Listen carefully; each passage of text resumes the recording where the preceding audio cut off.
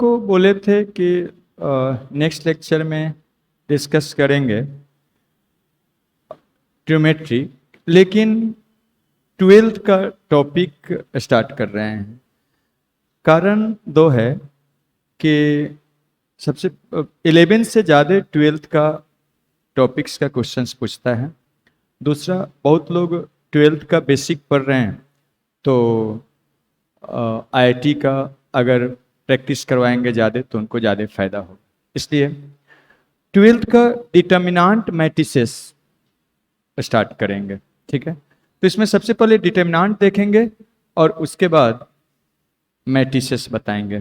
ठीक है, तो आइए डिटर्मिनेंट देखते हैं कि क्या होता है, उसके बाद उसका पीवाईक्यू देखेंगे। डिटर्मिनेंट,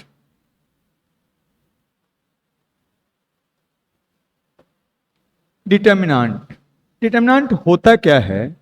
तो डिटर्मिनेंट एक बस एक्सप्रेशन है। डिटर्मिनेंट एंड एक्सप्रेशन, एक क्या है? एक्सप्रेशन है जो एक विशेष फॉर्म में लिखा हुआ रहता है। तो अब दो फॉर्म आपको पढ़ना है। 2 ऑर्डर के फॉर्म में वो एक्सप्रेशन रहेगा, 3 ऑर्डर के फॉर्म में रहेगा। तो 2 ऑर्डर के फॉर्म में अगर एक्सप्रेशन रहता है तो क्या होता है और उसका वैल्यू कैसे निकालते हैं, देखिए। वैल्यू ऑफ 2 ऑर्डर या सेकेंड ऑर्डर डिटर्मिनेंट। देखिए, डिटर्मिनेंट में मेनली वैल्यू से रिलेटेड प्रॉब्लम ही आता है। तो अब 2 ऑर्डर का डिटर्मिनेंट कैसा होता है, देखिएगा। A B C D, A B C D को हम लोग बोलते हैं, ए बी सी डी है, इसको हम लोग कहते हैं एलिमेंट्स या समटाइम्स इंट्रीज भी बोलते हैं। इसी को क्या कहते हैं? इंट्रीज और एलिमेंट्स। और यही इसी को ऐसे लिख दिए 2 वर्टिकल लाइन के, तो इसको बोलते हैं सेकेंड ऑर्डर डिटर्मिनेंट। इसमें 2 रो और 2 कॉलम होता है। यहां पर अगर ये हॉरिजेंटल लेते हैं तो इसको बोलते हैं रो, पहले आता है तो इसको फर्स्ट रो R1 से रिप्रेजेंट करते हैं। ये दूसरे बाद में आता है तो इसको बोलते हैं सेकेंड रो R2 से रिप्रेजेंट करते हैं। उसी टाइप से यहाँ पर वर्टिकल को बोलते हैं कॉलम, ये पहले आता है तो इसको बोलते हैं फर्स्ट कॉलम 1, और ये सेकेंड में आता है तो इसको बोलते हैं सेकेंड कॉलम। तो ये सेकेंड ऑर्डर डिटर्मिनेंट का रो कॉलम हो गया। एंड यहां पर देखिए, इसको ये जो फर्स्ट एलिमेंट है वहां से इसको मिलाते हुए इसको बोलते हैं इसको बोलते हैं डायगोनल या प्रिंसिपल डायगोनल। इसी को हम लोग कहते हैं डायगोनल या इसी को कहते हैं प्रिंसिपल डायगोनल। ठीक है, और ये जो है इसको हम लोग कहते हैं, यहां पर ये वाला जो है इसको बोलते हैं सेकेंडरी डायगोनल। डायगोनल यही है, इसको बोलते हैं सेकेंडरी डायगोनल। ठीक है, तो ये आपका सेकेंड ऑर्डर का डिटर्मिनेंट हो गया। और इसका वैल्यू क्या होता है? प्रिंसिपल डायगोनल के अलॉन्ग जो एलिमेंट होता है उसका प्रोडक्ट, और माइनस सेकेंडरी डायगोनल के अलॉन्ग जो एलिमेंट होता है उसका प्रोडक्ट BC। तो ये सेकेंड ऑर्डर डिटर्मिनेंट का मतलब होता है, उसका वैल्यू निकालते हैं। तो ये प्रिंसिपल माइनस सेकेंडरी। अब थर्ड ऑर्डर डिटर्मिनेंट का वैल्यू कैसे निकालते हैं और क्या होता है, देखिए। Value of third order determinant, देखिए। 3 ऑर्डर डिटर्मिनेंट का वैल्यू 3 तरीका है निकालने का। क्या क्या है, देखिएगा। 3 तरीका से निकलता है। पहला है लैप्लस एक्सपेंशन,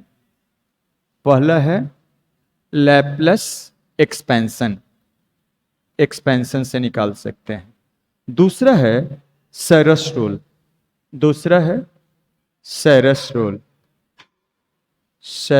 रूल से आप निकाल सकते हैं। और तीसरा है प्रॉपर्टी से आप निकाल सकते हैं, बाय प्रॉपर्टी। ये तीन तरीका है। लैप्लस एक्सपेंशन या सेरस रूल जब एलिमेंट छोटा होता है, सिंपल होता है, तब सीधा निकालते हैं। जब कॉम्प्लेक्स होता है, बड़ा होता है, तो हम लोग पहले प्रॉपर्टी यूज करके सीधा डायरेक्ट प्रॉपर्टी से आ जाता है, या प्रॉपर्टी यूज करके पहले एलिमेंट को सिंपल करते हैं और तब उसके बाद लैप्लस और या सेरस रूल अप्लाई कर देते हैं। तो लैप्लस एक्सपेंशन क्या है, चलिए उसको बताते हैं। सबसे पहले 3 ऑर्डर डिटरमिनेंट ऐसा होता है, उसमें सेकेंड ऑर्डर में 2 रो और 2 कॉलम था, इसमें 3 रो और 3 कॉलम होता है। ऐसा होगा थर्ड ऑर्डर डिटरमिनेंट, मतलब ए बी सी मान लेते हैं, यहाँ एक्स वाई जेड और यहाँ 1 2 3 है, ये थर्ड ऑर्डर डिटरमिनेंट है। तो थर्ड ऑर्डर डिटरमिनेंट का लैप्लस एक्सप्रेशन क्या कहता है, किसी भी रो, इसमें अब 3 रो होगा और 3 क्या कॉलम होगा, किसी भी रो या किसी भी कॉलम के अलोंग इसको एक्सपेंड करके वैल्यू निकाल सकते हैं। वैल्यू क्या होता है, सेम होता है। इसको किसी भी रो या किसी भी कॉलम के अलोंग एक्सपेंड कर सकते हैं। अब एक्सपेंशन करते कैसे हैं वो हम सिखाएंगे, लेकिन किसी भी रो या किसी भी कॉलम के अलोंग एक्सपेंड करके वैल्यू निकाल सकते हैं। वैल्यू क्या होता है, सेम होता है। हम एक के अलोंग करते हैं, फर्स्ट ऐसे एरो दे देते हैं, मतलब उस रो या उस कॉलम के अलोंग एक्सपेंड करते हैं। तो फर्स्ट रो के अलोंग एक्सपेंड करने जा रहे हैं। तो एक्सपेंड करने में 3 चीज का ध्यान रखना है। देखिए, सबसे पहले सभी एलिमेंट का पोजीशन का साइन क्या होता है उसको देख लीजिए। किसी भी ऑर्डर का डिटरमिनेंट है तो सबसे पहला एलिमेंट का पोजीशन का साइन, एलिमेंट का साइन नहीं, एलिमेंट जिस स्थान पर है उस स्थान का साइन क्या होता है, पॉजिटिव। उसके बाद अल्टरनेट कर लीजिए, रो बाई या कॉलम बाई, माइनस प्लस फिर माइनस फिर plus minus plus minus plus. ये एलिमेंट का पोजीशन का साइन है। ये क्या है, sign of position of element. ठीक है, ऐसा हो गया। अब देखिए वैल्यू कैसे निकालते हैं उसको समझिए। तो फर्स्ट रो के लॉन्ग, सेकेंड रो के long, third row, first column, second column, third column, किसी के लॉन्ग एक्सपेंड कर सकते, वैल्यू सेम आएगा। हम लोग क्या कर रहे हैं, फर्स्ट रो के लॉन्ग एक्सपेंड कर रहे हैं। तो सबसे पहले देखिए, इसका पोजीशन का साइन प्लस होता है, इसका माइनस हो जाएगा, इसका प्लस। तो वैल्यू कैसे निकालिएगा देखिएगा। इसके लिए 3 चीज है। सबसे पहला एलिमेंट आया तो उसको लिख दीजिए पोजीशन के साइन के साथ, पोजीशन का साइन और वो एलिमेंट लिख दिए। 2 चीज हो गया, पोजीशन का साइन और वो एलिमेंट लिख दिए। एलिमेंट पॉजिटिव निगेटिव कुछ भी होगा, उससे मतलब नहीं है, पोजीशन का साइन और एलिमेंट लिख दिए। और वो एलिमेंट जिस रो में और जिस कॉलम में है उसको ढक के लिख दीजिए। तो ढकिएगा तो सेकेंड ऑर्डर का डिटरमिनेंट बनेगा। तो वाई जेड और क्या 2 3 हो जाएगा। ऐसा हो गया। दूसरा, उसके बाद दूसरा एलिमेंट इसके लॉन्ग कर रहे हैं, दूसरा एलिमेंट पोजीशन का साइन और वो एलिमेंट लिखिए। पोजीशन का साइन माइनस और ए बी, और वो अब एलिमेंट जिस रो में है जिस कॉलम में है ढक के लिखिए। कितना बचा, तो एक्स जेड और 1 3, एक्स जेड और क्या 1 3, ऐसा हो जाएगा। फिर उसके बाद इसके लॉन्ग कर रहे हैं, ए हो गया, ए हो गया, ए हो गया। इसके लिए भी 3 चीज, पोजीशन का साइन और एलिमेंट सी, और ओ सी जिस रो में जिस कॉलम में ढक के लिखिए। कितना बनेगा, X Y 1 2, X Y 1 2, X Y 1 2।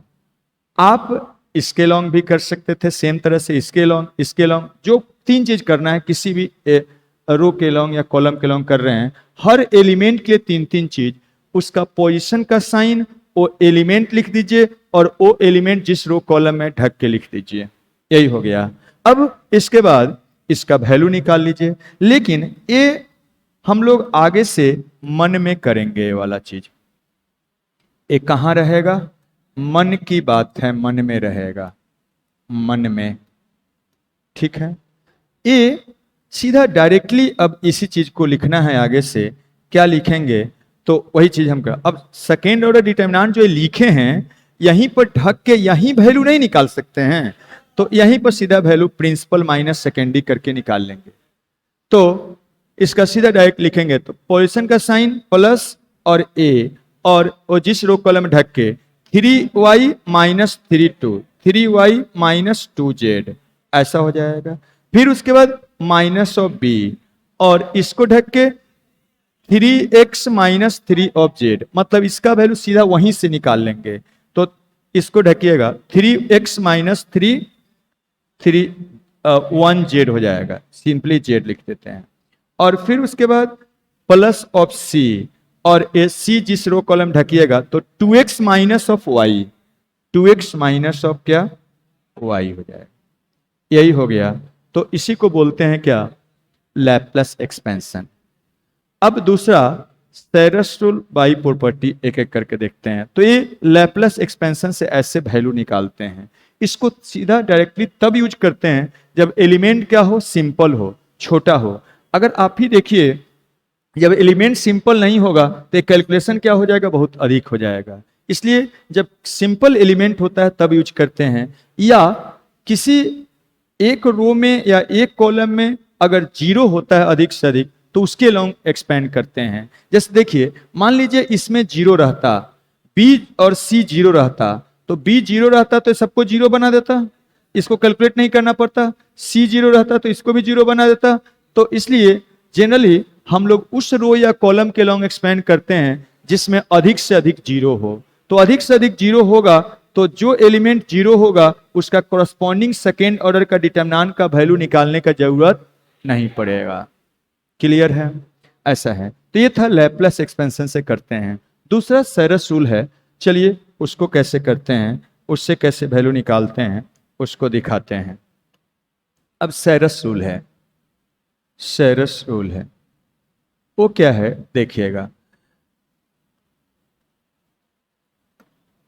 या ए बी लिए थे, पहले ए बी ले लिए, A B C X Y Z 1 2 3 यही है। तो ये केवल थर्ड ऑर्डर डिटरमिनेंट का वैल्यू निकालने का तरीका है, only for third order, only for third order. ये जो है आप किसी भी ऑर्डर, लैप्लस एक्सपेंशन किसी भी ऑर्डर के डिटरमिनेंट को एक्सपेंड कर सकते हैं। फोर्थ ऑर्डर का भी जनरली पूछा नहीं जाता है, टू ऑर्डर का भी इस टाइप से कर सकते हैं, किसी भी ऑर्डर में फिट होगा। लेकिन जो सेरस रूल है केवल और केवल किसके लिए है, थर्ड ऑर्डर डिटरमिनेंट के लिए। ध्यान रहे कैसे करेंगे तो देखिएगा, देखिएगा प्रिंसिपल डायगोनल यही है। प्रिंसिपल डायगोनल के एलोंग जो एलिमेंट होता है उसको प्रोडक्ट करिए, और उसके पैरेलल जो लाइंस है उसको भी प्रोडक्ट ऐसे करिए कि तीन तीन एलिमेंट का प्रोडक्ट हो। कैसे देखिएगा, यही है, इसको प्रोडक्ट कर देते हैं। तो इसका वैल्यू, इसको प्रोडक्ट करेंगे ए वाला तो A3 ऑफ AY हो जाएगा, इसको प्रोडक्ट कर दिए।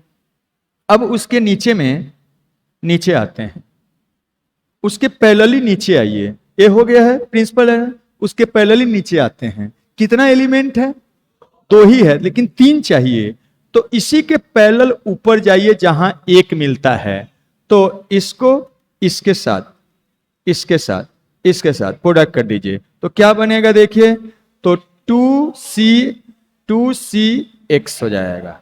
तो ये दो पैरेलल लाइन हो गया। फिर आगे बढ़िए, इसी के पैरेलली अब आइए नीचे में, कितना एलिमेंट है, एक ही है, दो और चाहिए। ये हो गया है, हो गया है, ये भी हो गया है। इसके पैरेलली ऊपर जाइए जहां दो है उसके साथ प्रोडक्ट कर दीजिए तो क्या है, 1BC 1BZ, हाँ 1BZ हो गया। प्रिंसिपल डायगोनल का काम हो गया। ऐसे प्रिंसिपल डायगोनल का प्रोडक्ट करके लिख दिए। माइनस यही काम सेकेंडरी डिग्री में, सेकेंडरी डायगोनल में करते हैं। माइनस यही काम सेकेंडरी डायगोनल में करते हैं। तो कौन सा कलर दूसरा लेना है ताकि पता चले। तो यहां पर अब सेकेंडरी डायगोनल यही है, यही क्या है, सेकेंडरी डायगोनल है, यही सेकेंडरी डायगोनल है। सेकेंडरी डायगोनल के लॉन्ग जो एलिमेंट है उसका प्रोडक्ट करिए तो क्या बनेगा, 1 इंटू क्या वाई सी इंटू क्या वाई, ऐसा हो गया। फिर सेम टाइप से उसके पैरेलली नीचे आइए, उसके पैरेलली नीचे आते हैं। कौन सा कलर ले, कौन सा कलर ले, ये वाला ले लेते हैं। तो उसके पैरेलली नीचे आते हैं, कितना है, तो 2 ही है, एक और चाहिए। तो इसके पैरेलली ऊपर जाइए, एक जहां मिलता है, यहां मिला, यहां मिला, तो इसको इसके साथ प्रोडक्ट करके लिख दीजिए, क्या हो जाएगा 2a जेड हो जाएगा। फिर उसके नीचे आते हैं, एक ही है, 3 चाहिए, तो इसको हम कौन सा कलर ले, ए वाला ले लेते हैं। ए वाला एक ही है, 2 और चाहिए, तो इसके पैरेलली ए हो गया, इसके पैरेलली ऊपर जाते हैं, इसके साथ प्रोडक्ट कर लेते हैं। तो इसको इसके साथ प्रोडक्ट करिएगा तो क्या हो जाएगा 3 ऑफ क्या बी एक्स हो जाएगा, ऐसा हो गया। यही सेरस रूल है, इस टाइप से आप वैल्यू निकाल सकते हैं किसी भी थर्ड ऑर्डर डिटरमिनेंट का। क्लियर? तो ए प्रिंसिपल का पैरेलल का पहले लिख देते हैं प्लस में, और सेकेंडरी का पैरेलल का माइनस करके लिख देते हैं। ये थर्ड ऑर्डर डिटरमिनेंट का वैल्यू आसानी से इससे निकल जाएगा, लेकिन तब यूज करेंगे जब, देखिए ऐसे ही देखने से दिख रहा है, ये सब एलिमेंट का प्रोडक्ट हुआ है। एलिमेंट जब कॉम्प्लेक्स होगा, बड़ा होगा, तो ऑब्वियसली ये तरीका हम लोग यूज नहीं करेंगे। जब एलिमेंट सिंपल होगा, छोटा होगा, तब इसका इस्तेमाल करेंगे।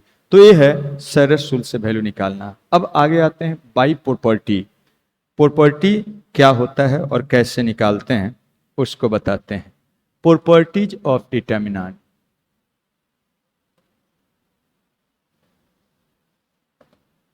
देखिए, सबसे फर्स्ट प्रॉपर्टी ट्रांसपोज। ट्रांसपोज क्या होता है देखिएगा, क्या होता है देखिएगा, ऐसा है एक्स वाई या A B C X Y Z और 1 2 3 है, ऐसा है।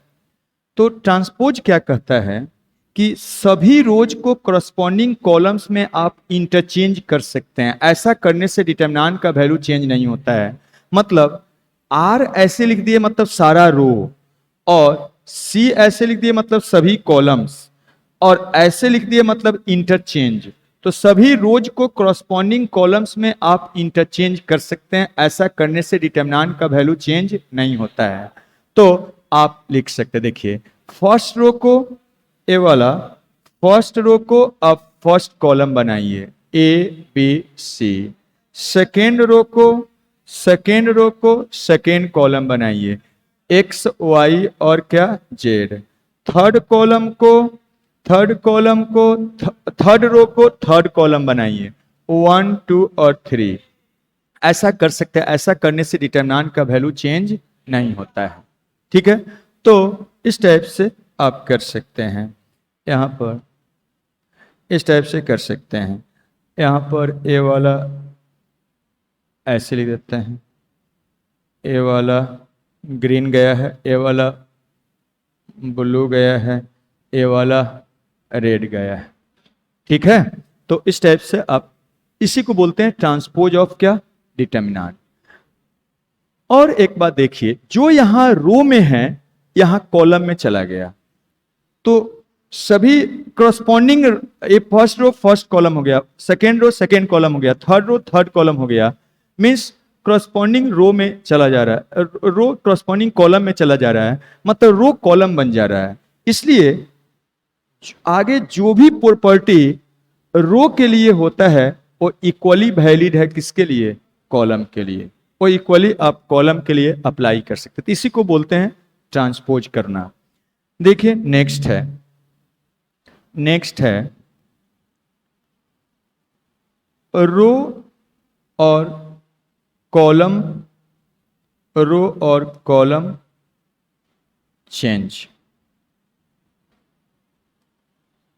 रो और कॉलम चेंज, इस प्रॉपर्टी से रो या कॉलम को आप क्या कर सकते हैं, चेंज कर सकते हैं बिना डिटरमिनेंट का वैल्यू चेंज किए हुए। इसलिए ये बहुत ही इंपॉर्टेंट प्रॉपर्टी है।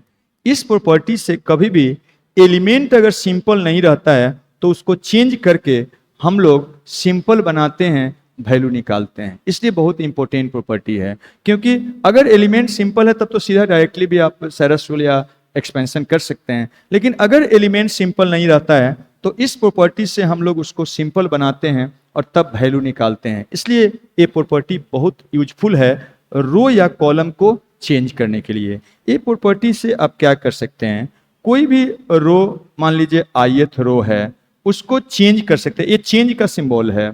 रो को ith रो को आप चेंज कर सकते हैं। कैसे? तो जो चेंज करना है वो यहाँ पर लिख दीजिए, जिसको चेंज कर रहे हैं यहाँ लिखा हुआ रहेगा, एरो दे दिए, मतलब वो चेंज हो रहा है। कैसे चेंज हो रहा है वो ऑपरेशन यहाँ लिखा हुआ है। मीन्स आपको आप ऐसे कर सकते हैं, किसी भी दूसरे रो में मान लीजिए jth रो है, उसमें कुछ भी मल्टीप्लाई करके के मान लीजिए मल्टीप्लाई करके, या मान लेते हैं लैम्डा, कोई भी लैम्डा क्वांटिटी है उसको मल्टीप्लाई करके इसमें ऐड कर सकते हैं या क्या सब्सट्रैक्ट कर सकते हैं। और जो काम रो के लिए कर सकते हैं वही काम क्या कॉलम के लिए कर सकते हैं। जो काम रो के लिए ऐसे लिखे हैं वही काम कॉलम के लिए कर सकते हैं। सेम टाइप से आप ऐसे कर सकते हैं, कॉलम आई में आप ऐसे कर सकते हैं, कॉलम आई एंड प्लस या माइनस समथिंग लैम्डा इंटू क्या कॉलम जे, एंड फिर प्लस माइनस म्यू इंटू क्या कॉलम क्या के।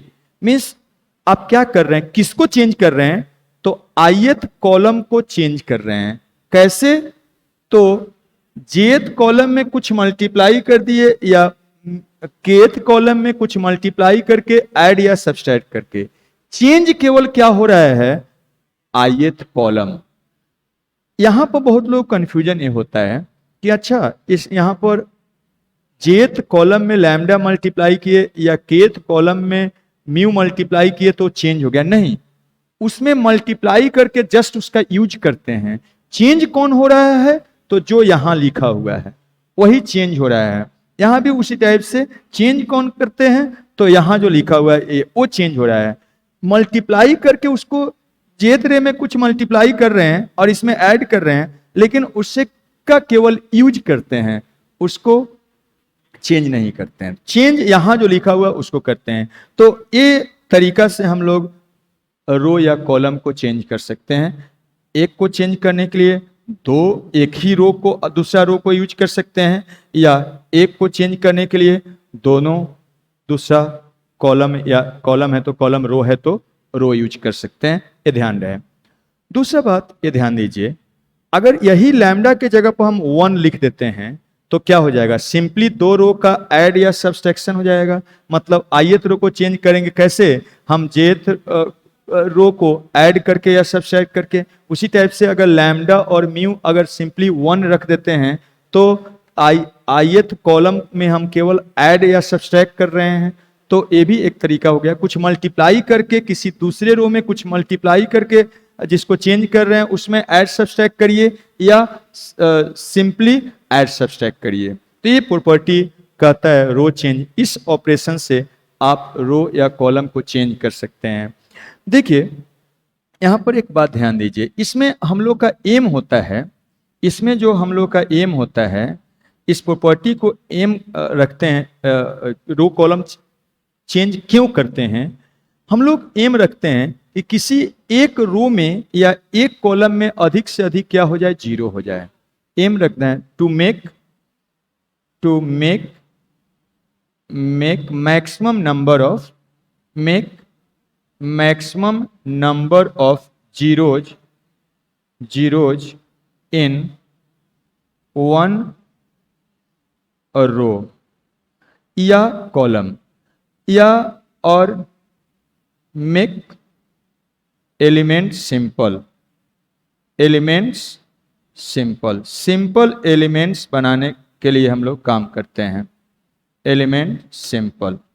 ठीक है, तो यही हमारा एम होता है इसमें, इस प्रॉपर्टी का यूज करते हुए किसी एक रो या एक कॉलम में अधिक से अधिक 0 आ जाए या एलिमेंट सिंपल आ जाए, इसलिए ये प्रॉपर्टी का हम लोग यूज करते हैं। अब देखिएगा यहां से क्या हम लोग नहीं कर सकते, ये हम लोग कर सकते हैं, और क्या हम लोग नहीं कर सकते वो बता रहे हैं। कैन नॉट डू, क्या नहीं कर सकते हैं, इसमें क्या गलती होता है वो ध्यान दीजिए। सबसे पहला बात, सबसे पहला बात, जिस रो को चेंज कर दिए, उसी को यूज करके दूसरे को चेंज नहीं कर सकते हैं। रो या कॉलम, वही बात, रो which changed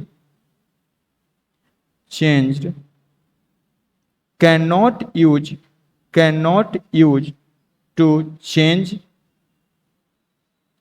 other row in same step। एक ही स्टेप में, प्रॉब्लम के एक ही स्टेप में जिस रो को आप चेंज कर दिए, उसी को यूज करके दूसरे को चेंज नहीं कर सकते हैं। ये ध्यान रखना है। तो यहां पर नोट करके लिख देते हैं, नोट है यहां, तो नोट लिख ही दिए। दूसरा बात देखिएगा, उसको एग्जाम्पल देंगे तो और क्लियर होगा। दूसरा बात देखेंगे, अगर जिस स्टेप में हम कॉलम को चेंज कर रहे हैं, उसी स्टेप में रो को भी चेंज नहीं कर सकते हैं। मीन्स मान लीजिए हम ऐसा किए, R1 और R1 एंड प्लस क्या R2 किए, एंड उसी स्टेप में आप कॉलम 1 एंड कॉलम मान लीजिए 1 एंड माइनस ऑफ कॉलम 3, ये दोनों एक साथ नहीं होगा।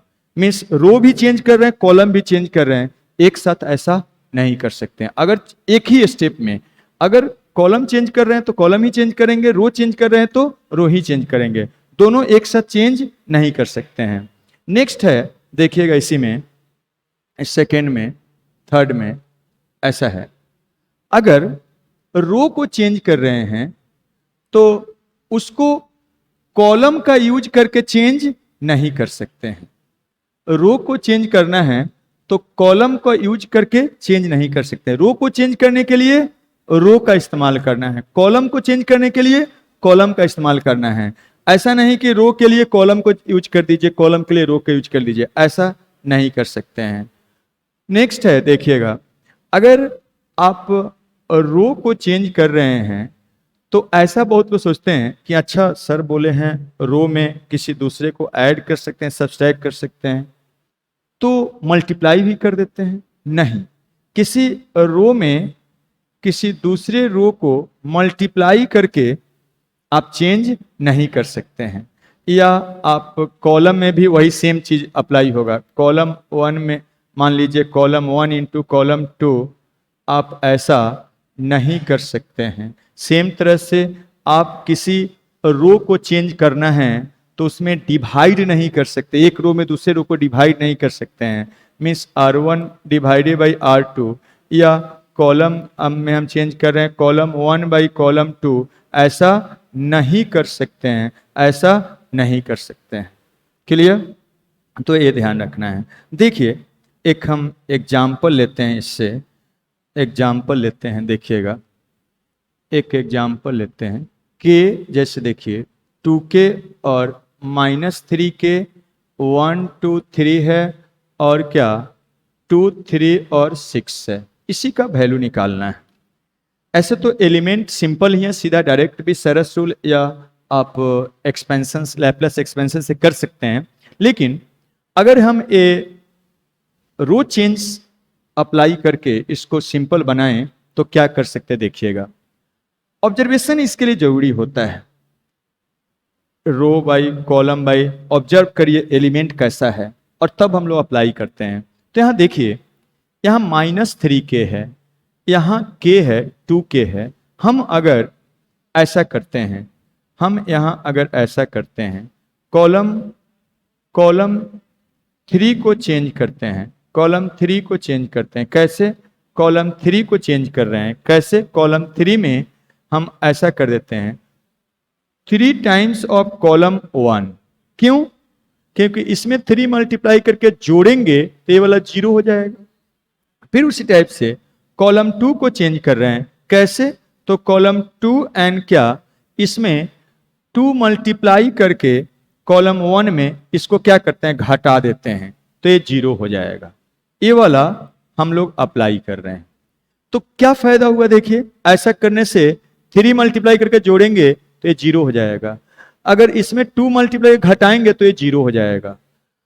अब 2 0 हो जाएगा, इसके लॉन्ग क्या करेंगे, एक्सपेंड करेंगे तो आसानी से इसका वैल्यू निकल जाएगा, इसलिए ऐसा कर रहे हैं 0 लाने के लिए।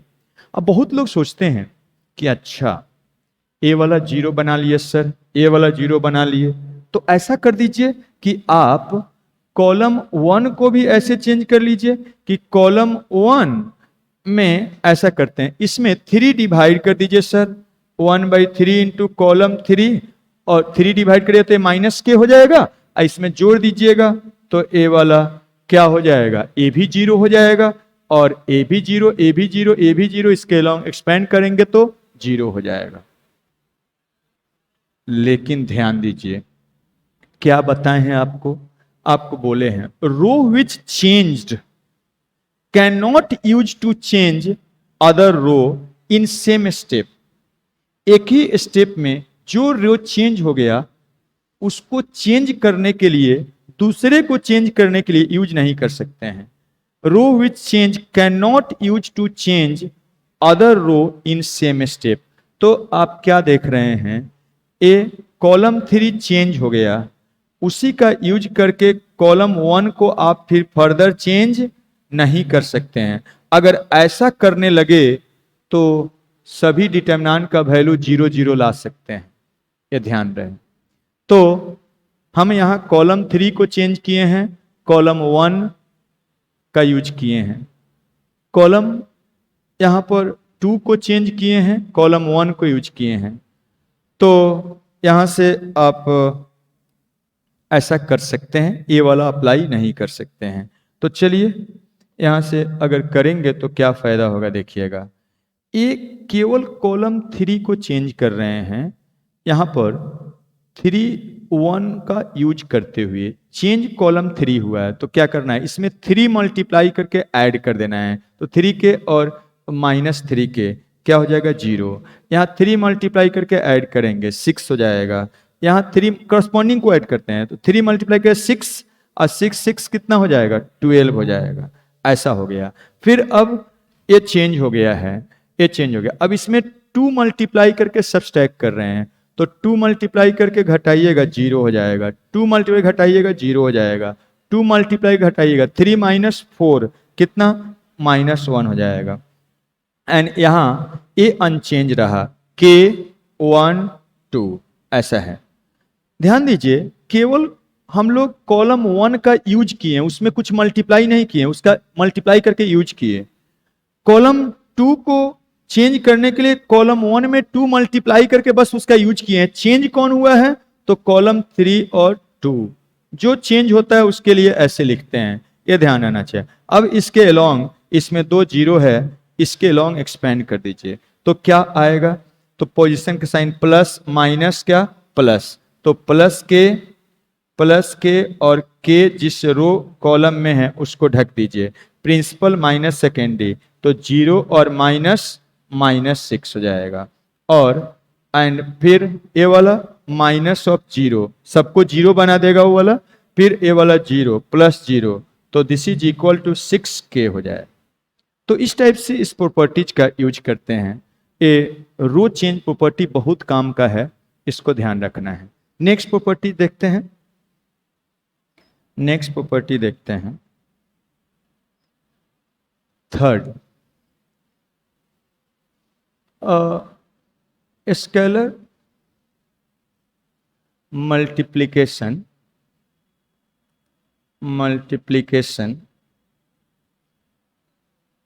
in row which is changing। देखिए अब देखिए ध्यान दीजिए, ABCXYZ 1 2 3 क्या लिखे हैं देखिए, scalar multiplication in row which is changing. जो रो, अब जो प्रॉपर्टी रो के लिए बोल रहे हैं वो इक्वली वैलिड है किसके लिए, कॉलम के लिए, क्योंकि कभी भी रो को किस में चेंज कर सकते हैं, कॉलम्स में। ट्रांसपोज से। तो हम बोल रहे हैं जिस रो में को आप चेंज कर रहे हैं उसी में कुछ मल्टीप्लाई करते हैं। तो देखिएगा जैसे हम क्या करते हैं यहाँ पर कॉलम बाई या रो बाई, चलिए हम ऐसा करते हैं या कॉलम बाई ही चलते हैं, कॉलम बाई ऐसे जाते हैं। देखिए हम कॉलम 1 में कॉलम 2 को चेंज कर रहे हैं, या कॉलम 3 को चलिए चेंज कर देते हैं, कॉलम 3 को चेंज करते हैं। कैसे? इसमें समथिंग हम k मल्टीप्लाई कर रहे हैं, k into column 3 and plus क्या कर रहे हैं लैम्डा और इंटू क्या कॉलम 2। तो देखिए क्या हो रहा है, कौन चेंज हो रहा है? कॉलम 3 चेंज हो रहा है और उसी में कुछ मल्टीप्लाई कर रहे हैं। तो डिटर्मिनांट इसके बराबर तभी होगा जब पूरे डिटर्मिनांट में क्या करना होगा, आप उतना ही से क्या करना पड़ेगा, डिवाइड करना होगा। जिसको आप चेंज कर रहे हैं उसी में कुछ मल्टीप्लाई करिएगा तो डिटर्मिनांट को उतना ही से डिवाइड करना होगा।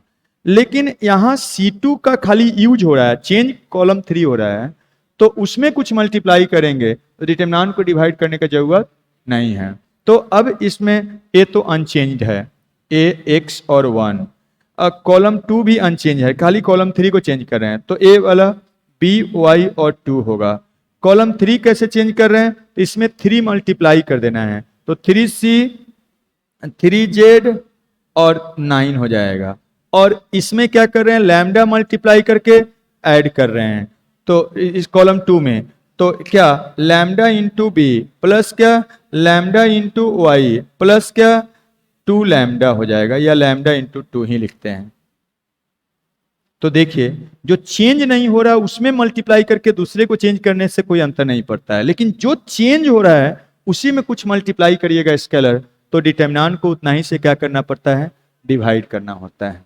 तो ए है, यहां पर इसको, यहां पर गलती हो गया, इसको करेक्ट कर लेना है। के 3 टाइम्स ऑफ क्या, इसमें के है 3 कर दिए थे, तो ये क्या हो जाएगा के ऑफ सी, के ऑफ जेड और फिर क्या के 3 ऑफ क्या के हो जाएगा, ऐसा हो जाएगा। नेक्स्ट फोर्थ प्रॉपर्टी है स्केलर मल्टीप्लिकेशन इन डिटर्मिनेंट। किसी डिटर्मिनेंट में कुछ मल्टीप्लाई करिएगा तो क्या होगा, देखिए A B C X Y Z 1 2 3 है, ऐसा है, ये डिटर्मिनेंट है। इसमें मान लीजिए ऐसा है, पहले दोनों साइड से काम करता है, के ये वाला के है और यहां पर मान लीजिए लैम्डा लैम्डा लैम्डा है, दो प्रॉपर्टी एक साथ काम करता है। किसी डिटर्मिनेंट का किसी एक रो का में कुछ कॉमन फैक्टर होता है तो उसको क्या कर सकते हैं, डिटर्मिनेंट से बाहर कर सकते हैं। के यहां भी है, कॉमन हो गया, लैम्डा यहां भी है, ए भी क्या हो जाएगा, कॉमन हो जाएगा। तो यहां बन गया ए बी सी और ए एक्स वाई जेड और यहां 1 2 3, ऐसा हो गया। दूसरे वर्ड में इसी को आप क्या कर सकते हैं, इस के और लैम्डा 2 है, इस डिटर्मिनेंट में मल्टीप्लाई कर रहे हैं, तो आप फर्स्ट रो में या सेकेंड रो में या थर्ड रो में या फर्स्ट कॉलम में, सेकेंड कॉलम में, थर्ड कॉलम में कहीं भी मल्टीप्लाई कर सकते हैं अपने जरूरत के अनुसार।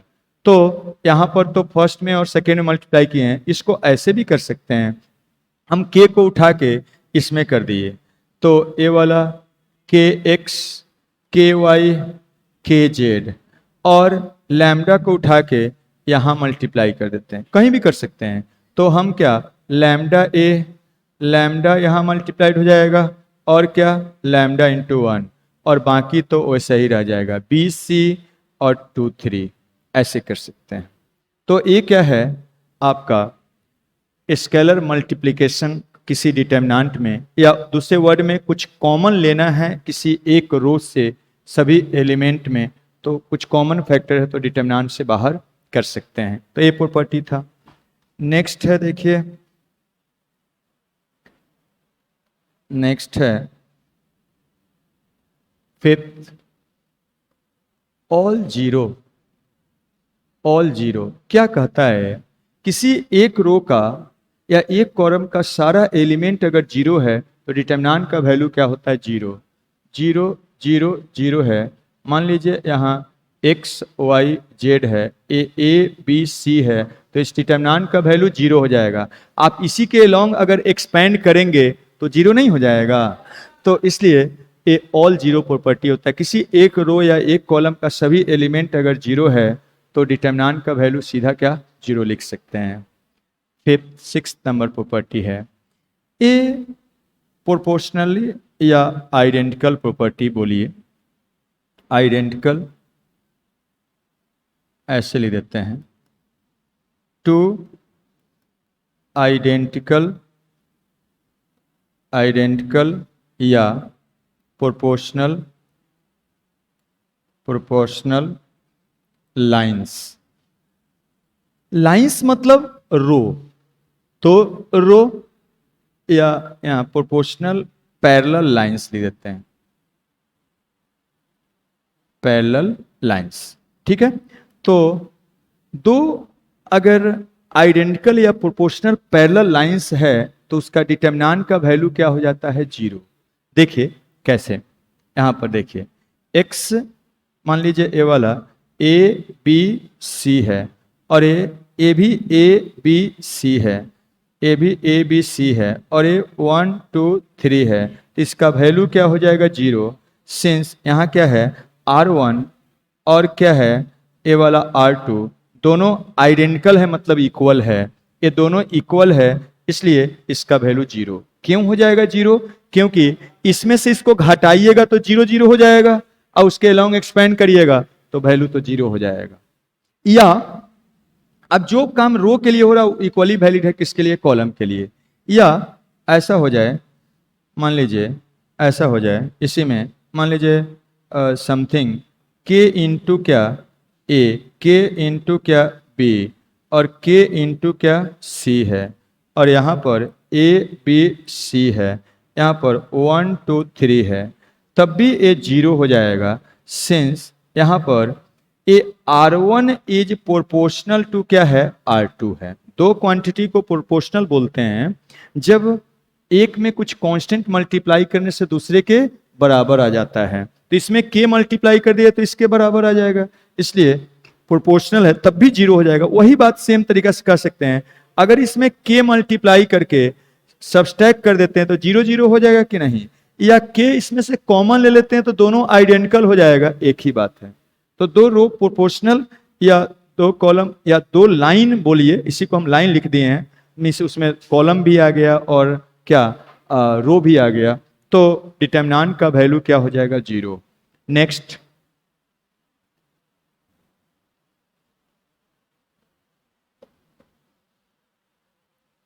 ऑल एपी क्या होता है, ऑल लाइंस लिख देते हैं, all parallel lines, parallel lines in AP. देखिएगा ऐसा है, A plus D, A plus two D, AP में है, डी डी से बढ़ रहा है,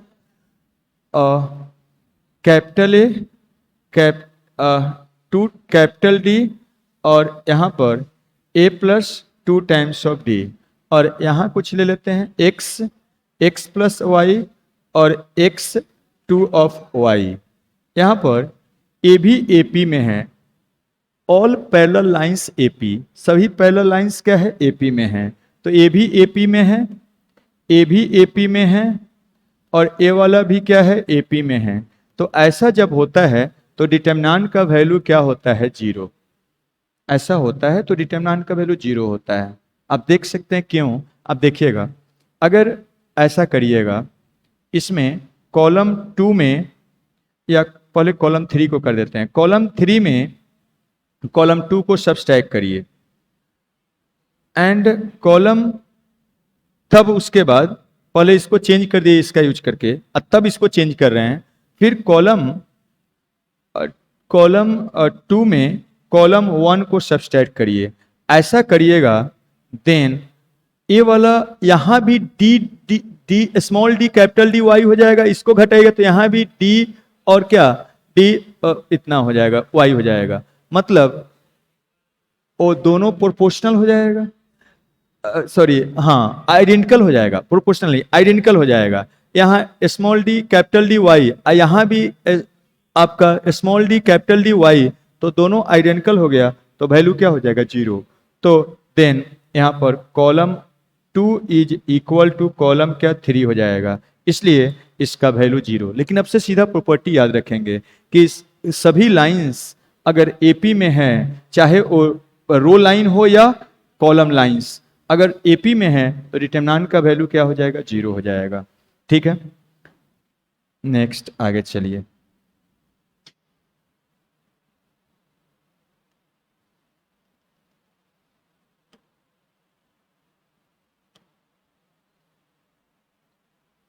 एट नंबर प्रॉपर्टी देखिए क्या होता है। Parallel lines to parallel lines interchange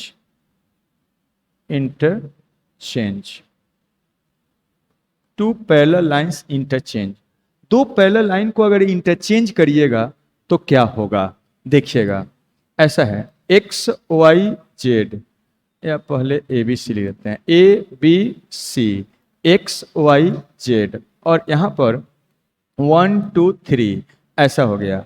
तो देखिएगा कोई भी दो पैरेलल लाइंस आपस में इंटरचेंज मतलब स्थान अदला बदली करेंगे, तो ऐसा करने से डिटरमिन कर सकते हैं, लेकिन डिटरमिनेंट में माइनस मल्टीप्लाइड हो जाता है। तो हम क्या करने जा रहे हैं देखिएगा, इंटरचेंज के लिए दोनों साइड एरो लगा देते हैं, चेंज के लिए एक साइड एरो लगा देते हैं। तो हम करने जा रहे हैं क्या, देखिएगा R1 और R2 मतलब ये दो पैरेलल लाइन को आपस में इंटरचेंज करने जा रहे हैं। ऐसा कर सकते हैं लेकिन माइनस लगाना होगा। तो ये यहां चला जाएगा, ये वाला यहां चला जाएगा, और ये वाला यहां आ जाएगा।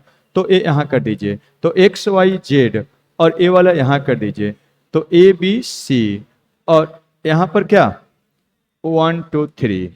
तो अगर दो पैरेलल लाइन को आपस में इंटरचेंज करिएगा तो डिटरमिनेंट में क्या होता है, माइनस मल्टीप्लाइड हो जाता है।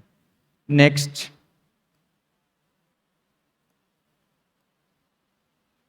नाइन, कोई भी लाइन को पैरेलल लाइन से पास ओवर कर सकते हैं। Any line can be pass over parallel lines. देखिए करने से होता क्या है उसको देख लीजिए। जैसे देखिएगा A B C X Y Z 1 2 3 ऐसा है। अब हम क्या कर रहे हैं, यहां पर ऐसा कर रहे हैं, ये कॉलम 3 है, एक लाइन है, इसके पैरेलली पास मतलब होता है आगे बढ़ाना, पास कर देना मतलब ओवरटेक कर लेना। तो हम क्या कर रहे हैं, इसको पास करके इस दोनों से पास कर दे रहे हैं। हम ऐसा कर रहे हैं, passing row 3 R3 over R2 and R1। ऐसा अगर करते हैं तो कर सकते हैं। क्या है देखिए, इसको पास करके आगे बढ़ा दिए, यहां तो आगे बढ़ा दिए, ये नहीं कि डिटरमिनेंट के बाहर कर दीजिए, रहेगा डिटरमिनेंट में ही। मीन्स ए पास करके यहां जाएगा तो ए पीछे आ जाएगा। तो ए हम पास कर दिए, यहां पर पास कर दिए, तो 1 2 3, तो ये दोनों एज इट इज सीधा पीछे हो जाएगा। तो ये पीछे हो गया, मतलब ए बी सी, और ए क्या यहां पर एक्स वाई और जेड हो गया। लेकिन जितना से पास ओवर करते हैं उतना ही माइनस मल्टीप्लाइड हो जाता है। तो 2 से पास किए हैं तो 2 माइनस मल्टीप्लाइड हो जाएगा, माइनस पर पावर 2। 3 से पास करेंगे 3 माइनस, इस टाइप से। अगर मान लीजिए सेम टाइप से हम इसको भी पास करते हैं, हम क्या करते हैं अब, पासिंग कॉलम 2 ओवर क्या, कॉलम 3। तो ऐसे पास करिएगा तो ये माइनस का पावर 2 रहने देते हैं, पता चलेगा। इसको इधर पास, इससे आगे पास करते हैं, तो जैसे ही इससे पास है तो डिटरमिनेंट से बाहर नहीं, इसी में यहां चला जाएगा तो ये बैक हो जाएगा। तो ये एक बार पास कर रहे हैं, एक से पास कर रहे हैं तो एक माइनस होगा, जितना से पास करेंगे उतना माइनस, तो माइनस, और यहां पर ए वैसा ही रहेगा, और इसको पास कर दिए तो ए पीछे आ जाएगा, 3c और क्या जेड, और ए वाला 2b और क्या वाई हो जाएगा। ऐसा है, तो ये पास ओवर प्रॉपर्टी है। नेक्स्ट,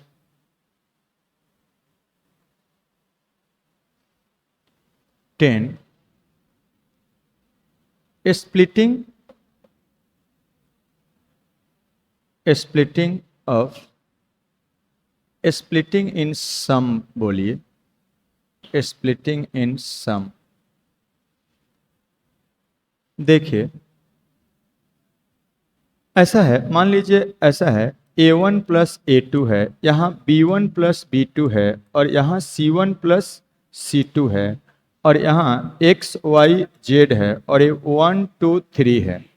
ऐसा है, कोई डिटर्मिनेंट का कोई भी एक रो का एलिमेंट अगर r टर्म का सम होता है, r टर्म्स का सम होता है, तो उसको r डिटर्मिनेंट के सम में लिख सकते हैं। मीन्स जैसे ये 2 टर्म का सम है तो इसको 2 डिटर्मिनेंट के सम में हम लोग लिख सकते हैं। देखिए हम लोग इसको कर सकते हैं, देखिए 2 डिटर्मिनेंट के सम में इसको लिख सकते हैं ऐसे। ये वाला जो रहेगा वो सेम रहेगा, इस सब में क्या होगा, सेम होगा। यहाँ है x y z, यहाँ भी x y z होगा, यहाँ 1 2 3 है, यहाँ भी 1 2 3 होगा। ये 2 टर्म का सम है, तो इसके चलते पहला टर्म पहला डिटर्मिनेंट में, इसका पहला टर्म a1, इसका b1, इसका c1, इसका दूसरा टर्म a2 b2 c2 दूसरा में, तो a2 b2 c2 दूसरा में हो गया। तो इसको 2 डिटर्मिनेंट के सम में ऐसे एक्सप्रेस कर दिए। ये वाला देखिए सेम रहता है, यहाँ पर आप देख सकते हैं ये वाला सेम है, इसमें भी क्या सेम है, इसमें भी क्या वो सेम है, वो सेम रहता है। और इसका जो सम में है एक रो का कॉलम, तो एक रो का एलिमेंट्स, तो उसका पहला टर्म पहला डिटर्मिनेंट में गया, सबका दूसरा टर्म दूसरा डिटर्मिनेंट में। मान लीजिए ऐसा रहता, मान लीजिए ऐसे रहता, मान लीजिए 2 ऑर्डर का एक लेते हैं, ऐसे मान लेते हैं a1 b1 c1 है, या ऐसे लिख देते हैं, चलिए a plus B plus C, और यहाँ x plus Y plus Z है, और ये 1 2 है। तो यहाँ ये 2 ऑर्डर का है, 3 टर्म का सम है, तो इसको 3 डिटर्मिनेंट के सम में लिख सकते हैं। इसी को लिख सकते हैं ऐसे, पहला वाला पहला टर्म पहला में रहेगा, दूसरा टर्म दूसरा में, तीसरा टर्म तीसरा में, तो पहला टर्म पहला में हो गया, दूसरा इसका टर्म दूसरा में, b ऑफ y तीसरा में, c ऑफ क्या z, और ये 1 2 सब में सेम होगा, तो ये 1 2 1 2 1 2 हो गया। ऐसा है, इसी का रिवर्स सम ऑफ 2 डिटर्मिनेंट होता है। मीन्स 2 डिटर्मिनेंट है तो उसको सम कब कर सकते हैं, इसी का रिवर्स आप देख सकते हैं। 2 डिटर्मिनेंट, चलिए उसको अलग से करते हैं, सम ऑफ 2 डिटर्मिनेंट 11 हो गया, सम ऑफ 2 डिटर्मिनेंट। तो सबसे पहला बात, 2 डिटर्मिनेंट को डिटर्मिनेंट के फॉर्म में ही तभी सम कर सकते हैं जब वो सेम ऑर्डर का हो और एक ही कॉरस्पॉन्डिंग लाइन डिफरेंट हो, बाकी लाइंस क्या हो, सेम हो। एक ही कॉरस्पॉन्डिंग लाइंस डिफरेंट हो। जैसे देखिएगा यहाँ पर ऐसा है A1 मान लेते हैं A1 B1 C1 है, प्लस यहाँ पर A2 B2 C2 है, और एक लाइन क्रॉसपॉन्डिंग क्या है, डिफरेंट है, बाकी ए उसके पैरेलल लाइंस क्या है, सेम है।